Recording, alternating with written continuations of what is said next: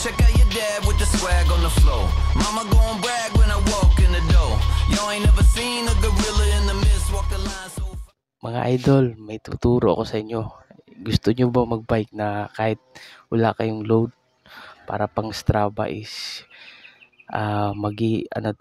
magagamit nyo siya na makukonek nyo rin sa Strava. Yung app na to. Ito yung video tutorial ko sa inyo na bago ko lang discover. Ewan ko lang kung marami nang nakakaalam nito.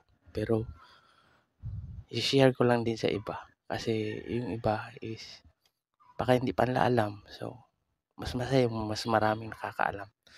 So, ang kailangan natin dito is yung SOS app, SOS G Plus na cyclocomputer at saka Strava. Pero yung Strava is i-interconnect lang natin siya sa SOS para after natin mag-ride is makakarga siya automatically sa Strava pagdating yun ng bahay.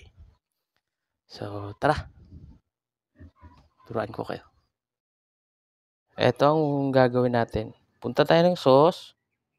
Then, pag lalabas na yung SOS, punta tayo ng profile. I-connect nyo muna sa Strava kung hindi pa nakakonect. Tapos, yung Bluetooth, i-connect nyo rin. Dapat naka-on yung Bluetooth para dun sa cyclocomputer. Ayan na. Connected na siya. Balik tayo sa devices. Dapat nabalik na tayo sa devices. Ayan, sa device. Pagdating sa device, i-connect nyo yung cyclocomputer sa app natin na SOS. Pagdating yan, ang kagandahan lang nito is,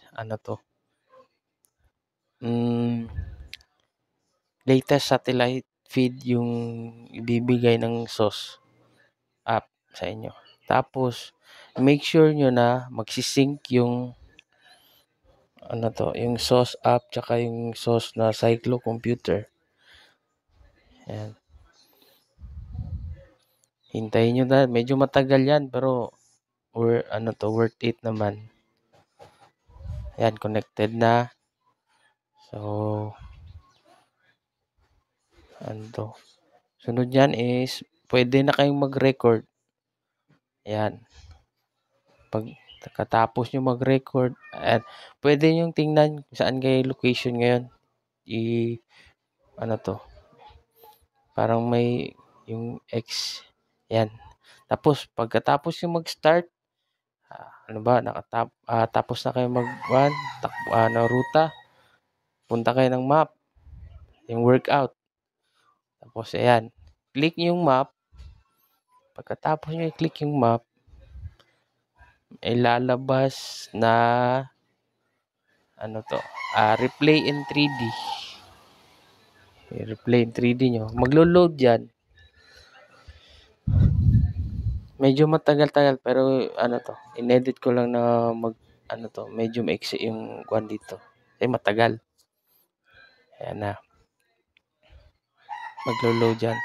Tapos yung yung speed ko is 128x. 128 times para Ayan ang lalabas ng kwan. Tapos itong arrow na to, ganyan ang pag-drag ninyo ang direction.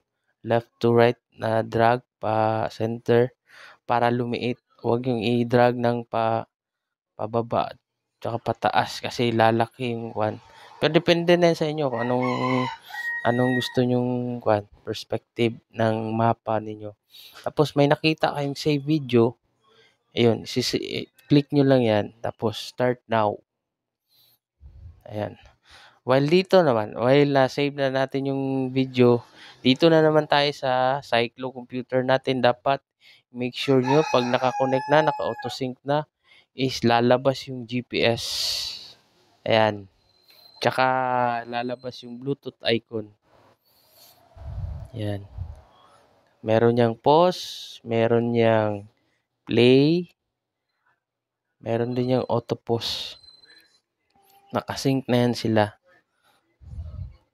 Ayan. Ito na yung save video natin ng sauce. Ayan. Bali, nabili ako ng pyesa dyan. Ng tubig. Ng makina ng tubig. Para nasira eh. So, ayan. Ayan yung takbo ko. Kahit yung simpleng gewang mo lang is marirecord talaga ng sauce. Yun ang kagandahan din ng sauce na to. Tsaka shoutout muna kay Master King. Ayan. Isang scammer yan. Kung gusto nyo magpa-scam, contact nyo lang yan. Ayan na, tapos na. Then, next up is punta tayo ng Strava.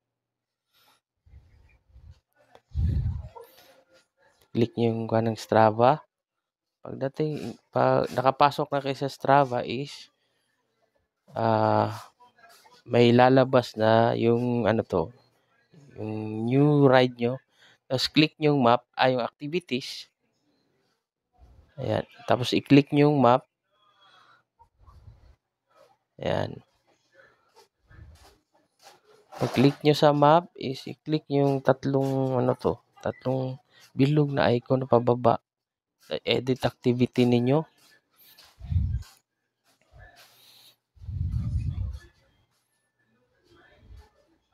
Ayan. Tapos i-edit nyo yung name. Bahala na kayo anong papangalan ninyo.